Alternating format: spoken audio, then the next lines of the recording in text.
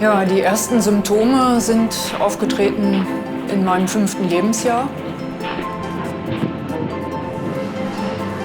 Mein Körper hat mir dann diese Signale gegeben. Ich habe einfach verstanden, dass es jetzt der Zeitpunkt ist, zum Arzt zu gehen. Throwing up the entire time and like really screaming in agony. Das war wirklich die schlimmste Erfahrung, die ich in meinem Leben bis jetzt gemacht habe. Nicht mal die Geburt meines Sohnes war so schlimm.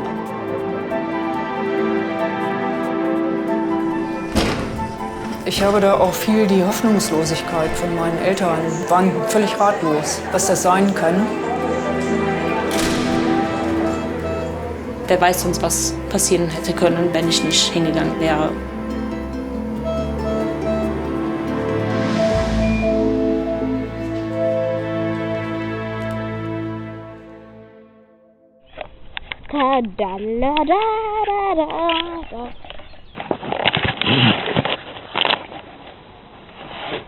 So.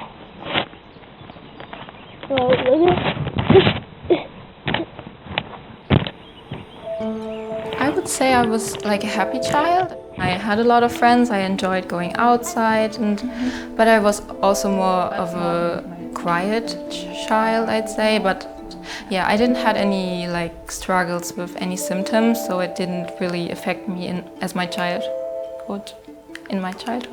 Nach Konfirmation, da habe ich die Frisur mit den Locken, die im Wind wehen.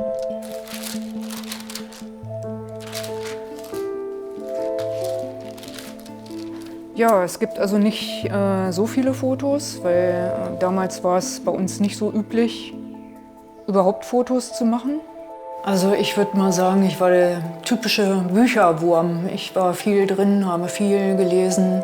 Ich bin auch in die Gärtnerei raus oder auch mal ins Dorf gegangen, aber im Grunde genommen war ich schon sehr einsam oder ziemlich viel alleine. Und wurde, denke ich, auch immer so ein bisschen überbehütet, weil meine Eltern eben damit nicht klarkamen, dass ich dann eben oft diese Brechattacken hatte und diese Bauchschmerzen. Und dann wurde ich auch immer ja, so ein bisschen in Watte gepackt. Ja. Andiamo, andiamo. Bitte, Piano, piano. Hast du die Schlüssel? Ja. Andiamo. Hoppla. Dai. Hey. Alessandro. Komm. Ecco.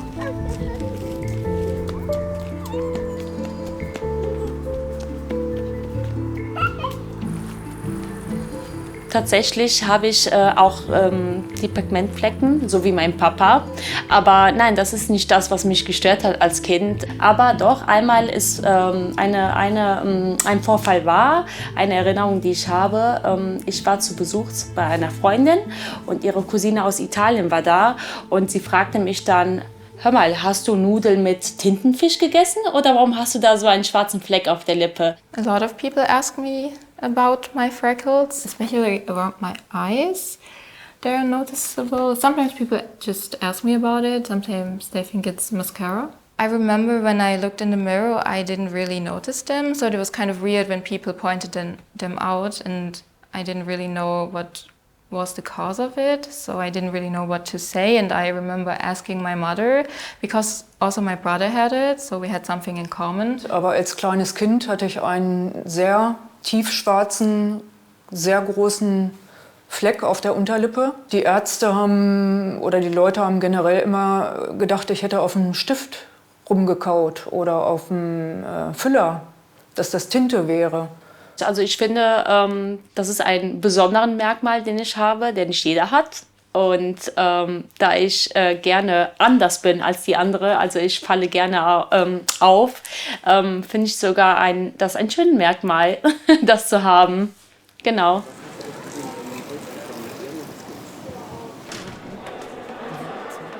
So the most important clinical features are really this hyperpigmentation, this dark brown or dark blue spots, it's hypermelanotic spots, typically around the mouth or at the buccal mucosa, sometimes also around the eyes or the nostrils. And it's in particular important to recognize this when it's a de novo mutation, you have no other affected family members. So at this time, no one knows that the patient may have a Peutz-Jeghers syndrome. The tricky thing is that these hyperpigmentation can fade in puberty or adulthood. So when you see the patients in their teens or 20s or later, this might not be visible anymore. So it's important to ask the patients or the parents of the patients if they have recognized those symptoms in early days. And they're not present at birth, but usually they occur during the first years of life.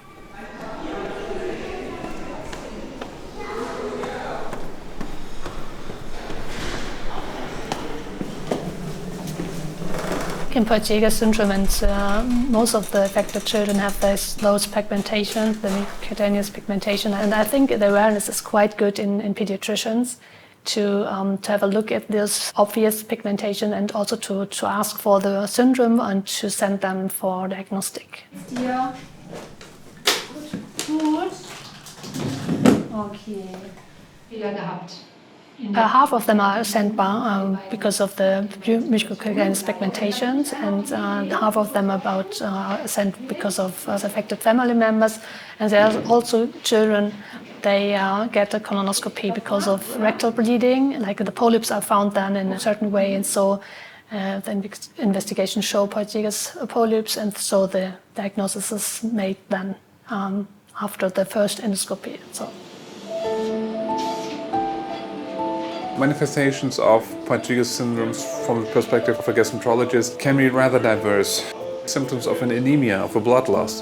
That means the patient has a shortness of breath, he's not durable as much as he would have been, and this might be a problem. So the blood loss comes typically from polyps, from large polyps which have lost continuously blood via the stool, so via bowel movements. Genau, also bei mir hat das 2016 habe ich das herausgefunden, dass ich quasi Peutz-Jeghers-Syndrom hatte, und zu dem Zeitpunkt war ich 16 Jahre alt. Ich wurde in eine Kinderklinik dann überwiesen, und da wurden mehrere Untersuchungen gemacht, unter anderem auch eine Magen-Darm-Spiegelung. Und durch diese Magen-Darm-Spiegelung konnte man dann viele Polypen feststellen, weil es musste irgendwie einen Zusammenhang haben durch diese ganzen Eisenmangel, den ich hatte. Ich hatte wirklich einen extremen Eisenmangel, und da wurden mehrere Polypen festgestellt, die wurden dann auch analysiert, und Gott sei Dank waren die alle gutartig. Another symptom might be the symptom of intussusception or invagination, which is like telescoping of the small bowel. Also, sometimes you can just feel the invagination if you just feel the abdominal wall of the patient, and this can be a real emergency. Patients have vomiting at that point, don't have any bowel movements, and this is a typical high-risk emergency. In 2017, I had my first ileus. My small intestines, they stuck into each other like an invagination, and then it also twisted around because there were like those polyps, I think about 3. Und 1992 hatte ich monatelang auch wieder heftige Invagination.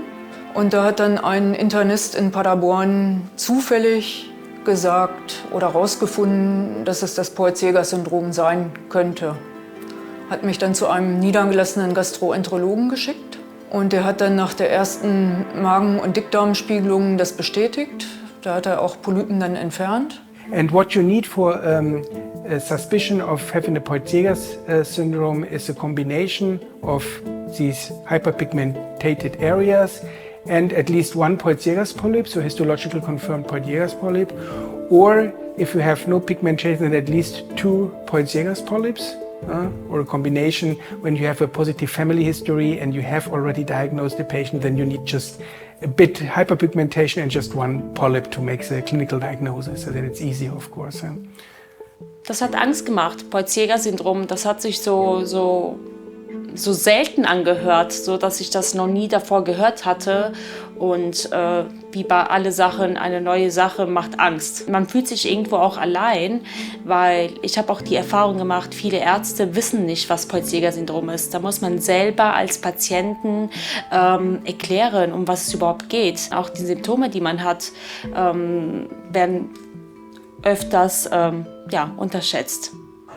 Also ich war erleichtert, dass ich endlich wusste, was ich habe. Weil ich bin ja auch oft wie eine Simulantin behandelt worden. Es hat keiner den Grund gefunden für die Bauchschmerzen. Und als junge Frau wird man oft so abgetan. Naja, junge Frauen haben Bauchschmerzen, stell dich nicht so an. So.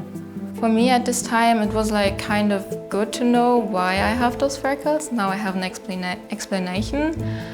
But it was honestly for me just like, okay, I have polyps in my stomach, which is not that bad, and they just have to remove it. So I didn't think much about it. I didn't even know it was a disease. So I remember Googling it on the internet, and then I think on Wikipedia it said it's a disease, and I thought it was just a syndrome, it was something different, and yeah.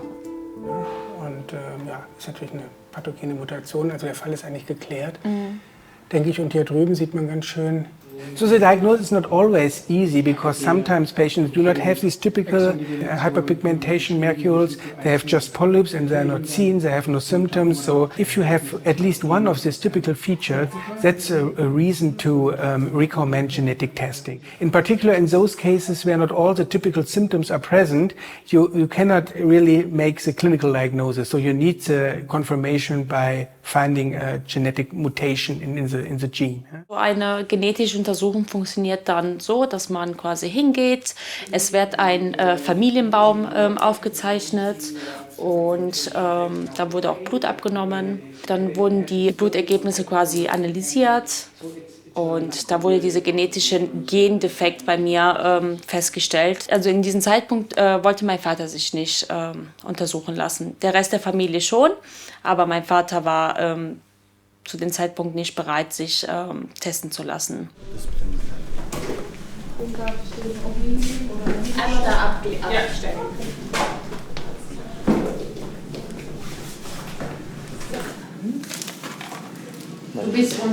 In routine genetic diagnostics, we take a blood sample and we extract the DNA out of this blood, and then we screen this gene and look for these germline variants. And if we have identified a germline variant, we can make the genetic diagnosis or we can confirm the clinical suspicion. If this is done, there is a lot of advantages for the family, because once we have identified the reasons, the diagnosis is clear, we have a clue regarding the prognosis, we can recommend the surveillance examinations, and in particular, we can test all the other relatives of the family, the persons at risk. Most of them are asymptomatic at young age. We can offer this predictive testing for this genetic variant, and those who carry this mutation, they have the risk of getting these tumors from Peutz-Jeghers syndrome, and we would offer them certain surveillance measures. And when we can exclude this particular mutation in family members, then they do not have any risks anymore, and they don't have to worry about the syndrome anymore. They don't have to do the more intense surveillance measures, and it's also a psychological relief, of course. And so that's one of the most important issues, to do genetic diagnostics and to find a mutation.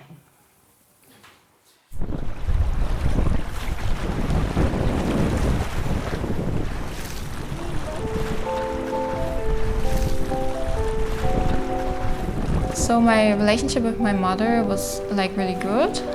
So I could talk with her a lot, and she was like really there for us. I noticed that she was getting really sick, but I didn't think she could pass away. So yes, I think it did change something, because then I was like, okay, there's like actually a high risk of getting cancer, not just like polyps and freckles. Then I understand why my mother got cancer and why she passed away. So it kind of shifted my view on this disease. Da ist der Zeitpunkt, wo die Realität quasi einem wieder eingenommen wird, und sobald ich das Wort Krebs höre, ist bei mir Feierabend. Ich hasse dieses Wort und das macht mir wirklich sehr, sehr Angst. Also das ist eine der das ist eine Sache, die größer ist als ich quasi. Ne? Also sobald ich mich damit mehr befasse und weiß, was passieren könnte, dann das ist wirklich psychisch sehr, sehr belastend für mich. The highest risk probably is really colorectal cancer and gastric cancer. Then you have maybe a 40% lifetime risk for colorectal cancer, maybe 30% for gastric cancer. For the small bowel, it's lower. It's maybe just 10 or 15%. And pancreatic cancer is a big issue in Peutz-Jeghers syndrome, one of the highest risks, depending on the studies, between maybe 10 and 30%. That's very high compared to the general population. And females have some gynecological cancers, so some kind of ovarian cancers. And then we have also another cancer in women, that's the so-called adenoma malignum of the cervix. It's also very specific tumor, some kind of adenocarcinoma of the cervix. Breast cancer, of course, is another one in females, which, depending on the study, 30 till 50%.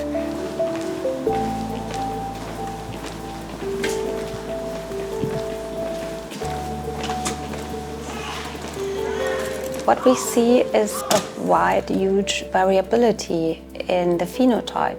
That means sometimes we have patients with breast cancer and families occurring only breast cancer in the whole family, but sometimes we see the whole range of cancers in women, also affecting the ovaries or the uterus and the cervix. So in Peutz-Jeghers syndrome, we have to, or we plan to do the upper and lower endoscopy before the age of 8. And depending on the results, there's a surveillance after that, and the treatment or the intervals are fixed individually up to once a year or once every 2 years to have a repeating investigation in the following years. So polyp removal depends on the size, because we know that complication is the complication is caused by large polyps, not by small polyps. So it's not possible to get a polyposis patient without any polyps. So this is really important that patients and also general practitioners know that getting rid of all polyps is not feasible and it's also not needed from a medical point of view. In every approach of surveillance, we have to really show that there's a survival benefit. You know, that these ones who underwent surveillance have a definitely higher 5-year survival after the diagnosis of pancreatic cancer. So we know that this will lead to survival of patients. This means we offer all our PJS patients to undergo pancreatic cancer surveillance. We have 2 modalities to do that. One is the MRI imaging, so magnetic resonance tomography of the pancreas and of the pancreatic duct. And we have the endosonography. Endosonography means it's an upper GI surveillance endoscopy where we use an echo endoscope to visualize the pancreas through the gastric, so through the stomach. Seit 2018 wird mein Pankreas überwacht per MRT oder Sonographie, also Endosonographie. Ich habe schon Zysten am Pankreas und soweit ich weiß, ein Polypen auch an der Gallenblase. Ich weiß, dass meine Magenwände auch voller Polypen sitzen, beziehungsweise der ganze Dünndarm ist ein Polypenrasen. Ja, ich bin bei unzähligen Magen- und Darmspiegelungen gewesen, in unregelmäßigen Abständen.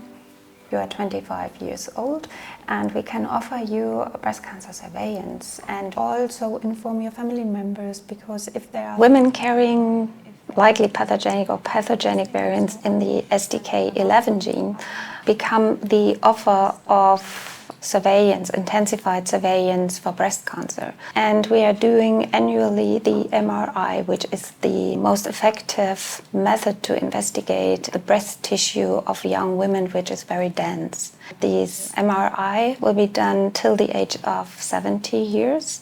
And we are combining it at the age of 40 with the mammogram. It's an X-ray investigation.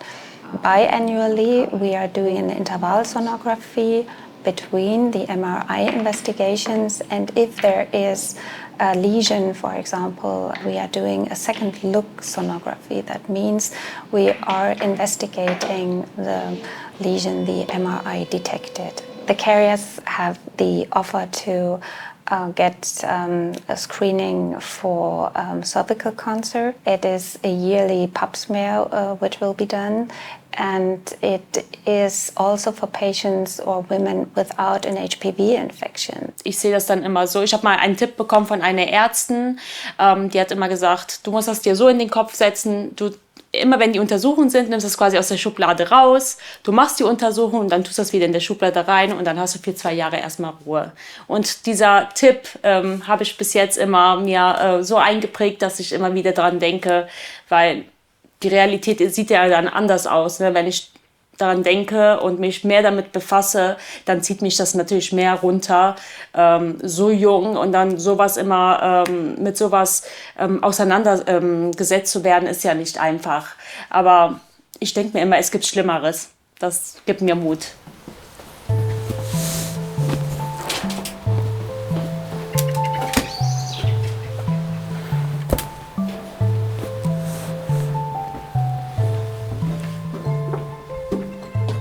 Okay, bitte sehr. Danke sehr.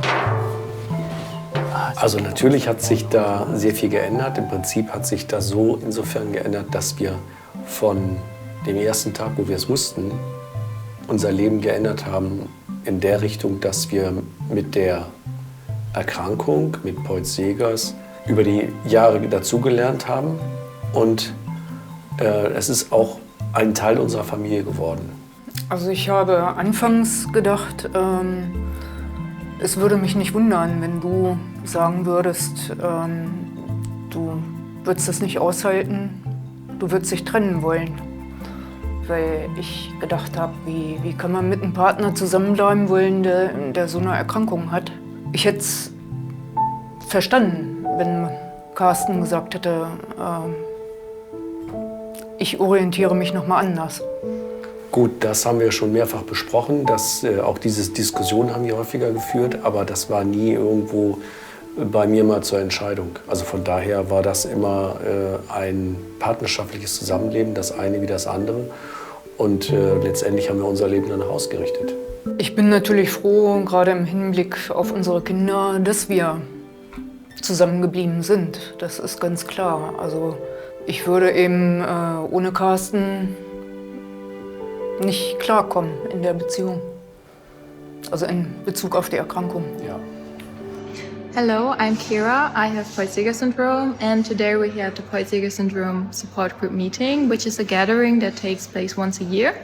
At this gathering, we have the opportunity to ask questions regarding Peutz-Jeghers syndrome. Is there any new information? Is there new research? We can learn about the stories of other people, share your own experiences. I think this meeting is really important because Peutz-Jeghers syndrome is a really rare disease. So I think it's great that we have this occasion once a year where we can meet other people with the syndrome. You learn that you're not alone. There are other people out there who go through the same experiences. And I think it's really great that you can share your own experiences and what you were going through. Herzlich willkommen für die Peutz-Jeghers-Veranstaltung heute. Wir haben heute eine straffe Tagesordnung und wir gehen jetzt ganz kurz auch in die Tagesordnung über. Ich habe anfangs zu ihm gesagt, dass oder zu dir gesagt, dass ich das nicht erwarte, dass du dich so engagierst. Und ich hoffe, dass du mir das nicht mal vielleicht 20 Jahre später vorwirfst, dass du dich da mit so einer Arbeit belastest. Weil das ist verdammt viel Arbeit. Und da war deine Antwort, dass es dein Weg ist, um uns zu helfen. Also eine Schlüsselsituation war, als mein Sohn im Krankenhaus gelegen hat und eine Notoperation hatte, dass wir letztendlich dann gesagt haben, ja okay, da muss sich was ändern. Und auch die Jahre vorher, als ich das erste Mal mit Sabine in der Selbsthilfegruppe war, bevor wir überhaupt die Selbsthilfegruppe als Verein angemeldet haben, waren wir dort gemeinsam, haben sehr viele Leute kennengelernt und wir für uns haben dann entschieden, als dann eben unser Sohn erkrankt war, dass wir dann gesagt haben, okay, wir möchten ganz gern, dass wir uns dort einbringen, um solche Situationen im Leben nicht wieder zu haben, um vielleicht auch Ärzte besser zu informieren darüber, was die Erkrankung beinhaltet. Und da haben wir uns auf den Weg gemacht. Also ich sehe häufig bei den Leuten, die neu dazukommen, dass die fast den gleichen Weg durchmachen. Bei der Diagnose erstmal gar nicht begreifen können, was man da hat. Gar nicht wissen am Anfang, was kommt da auf mich zu. Also glaube ich, jede Familie dann so durchmacht erstmal.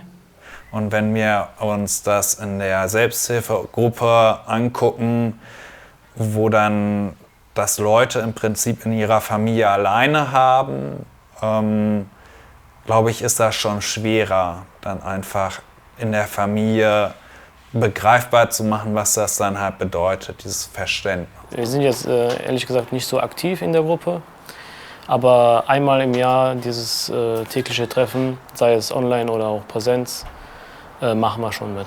Und ab und zu schreibe ich auch mit der Sabine, dann tauschen wir uns auch aus, wie der Stand ist. Wenn ich zum Beispiel zur Untersuchung gegangen bin oder wenn sie zur Untersuchung geht, dann tauschen wir uns gerne aus.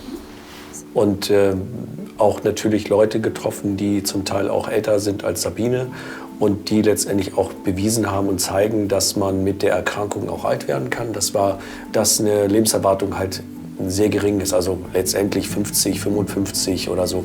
Und bei diesen Treffen haben wir dann halt Leute getroffen, die schon über 60 waren, sodass es doch einigermaßen normal sein kann, das Leben. Wir machen ja auch Reisen, wir sind in vielen Ländern unterwegs. Gut, da ist dann immer die Situation, dass man sagt, ja, in welche Länder können wir reisen? Gibt es da vielleicht Länder, die vielleicht nicht so entwickelt sind? Da macht man sich schon Gedanken, aber sonst leben wir sonst unser normales Leben.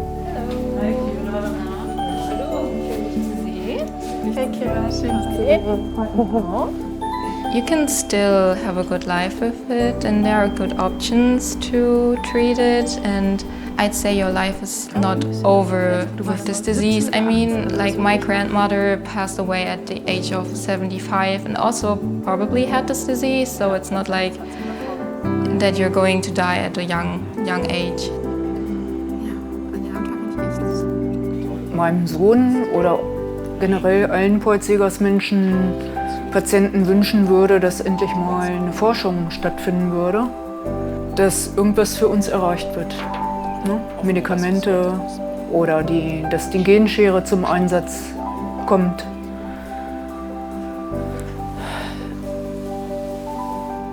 Es gibt wahnsinnig viele Dinge, die ich mir wünschen würde.